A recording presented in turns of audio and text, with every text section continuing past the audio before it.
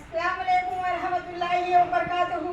Hi hello welcome to my channel అండి. ఈరోజు అయితే మార్నింగ్ మా అబ్బాయికి చెప్పాను రైతు బజార్కి వెళ్ళండి అమ్మా అనేసి. రైతు బజార్కి వెళ్ళేసి కాయగూరలు తీసుకొని వచ్చేయండి అని చెప్పాను. కాయగూరలు తీసుకొని రాండి అని చెప్తే చూడండి మా అబ్బాయిలు ఎప్పుడు 500 తీసుకొని వెళ్తారు. 500కి ఏం తీసుకొని వచ్చారు చూడండి. నాకు అసలు ఇన్ని కాయగూరలు ఉంటాయా, ఏం తీసుకొని వచ్చారు పట్టుమనేసి 3 కాయగూరలు తీసుకొని వచ్చారు. కరేలను, వంకాయ, మునక్కాడ, కాకరకాయ, వంకాయ, మునక్కాడ. ఈ కాయగూరలు అంటే ఇవే 3 రకాలే తీసుకొని వచ్చాను. ఇంకా ఏం తీసుకొని రాలేదు. ఇంకా ఇవైతే ఇంకా రైస్ ఎంత అమ్మా ఈ రైస్ 150 200 100 ఈ 100 అంట అండి. బాస్మతి రైస్ అంటే ఎగ్ బిర్యానీ చేయమని చెప్పారు పిల్లలు. ఎగ్ బిర్యానీ చేయమంటే ఇంకా ఈరోజు జుమ్మా కదా, టైము చాలా సరిపోతుందో లేదో చూద్దాం లేరా అని చెప్పాను. ఇంకా మామిడికాయలు అయితే ఇంకా పప్పు మామిడికాయ చేయి మమ్మీ అన్నారు. లేదంటే ఇంకా పప్పు మామిడికాయ, లేదంటే ఇంకా చట్నీ గుడక. మామిడికాయ చట్నీ అప్పటికప్పుడు చేసుకున్నాం అనుకోండి, పచ్చి మామిడికాయ చట్నీ సూపర్గా ఉంటుంది. అందుకనేసి మామిడికాయ చట్నీ కానీ లేకపోతే ఇంకా పప్పు మామిడికాయ చేయమన్నారు.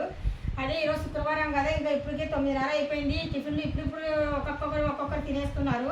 వంకాయలు అయితే ఎక్సలెంట్గా ఉన్నాయి. ఇక్కడైతే ఇంకా కోస్తాలో వంకాయలు చిన్న సైజు వంకాయలు అంటే ఇవే, లేదంటే ఇంకా చాలా ఇంతలా ఉంటాయి వంకాయలు అయితే. ఇంకా అన్నీ బాగుంటాయి కానీ నాకు మిర్చి అయితే కనుక అస్సలు నచ్చవు. ఇక్కడ మిర్చి ఎలా ఉంటాయి అంటే ఇంకా డార్క్ గ్రీన్ అండి చాలా. అసలు కారెలో ఏ కలర్ ఉంది ఇది కూడా అదే కలర్ ఉంది చూడండి.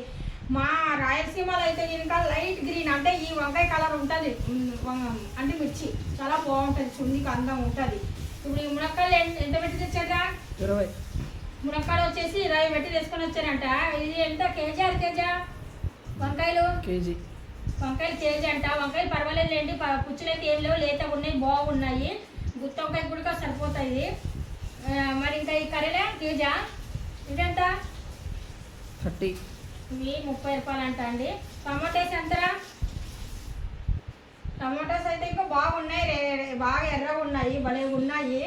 ఈ వేసవికాలంలో అయితే ఇంకా మనము టమాటా చట్నీ పెట్టుకున్నాం అనుకోండి, నిలువ చట్నీ సూపర్ బా. ఎందుకంటే ఇంకా ఈ కాలంలో మంచి ఎండలు ఉంటాయి కదా, నిలువ ఉండే చట్నీ పెట్టుకున్నాం అనుకోండి భలే ఉంటుంది.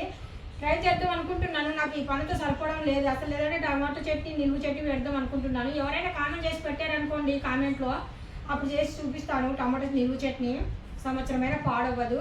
ఈరోజు ఎగ్ బిర్యానీ చేయాలన్నా, గుత్తొంకాయ చేయాలన్నా, కాకరకాయ ఫ్రై చేయాలన్నా, లేకపోతే పప్పుచారు చేయాలన్నా ఏం చేయాలి అని ఆలోచిస్తున్నాను.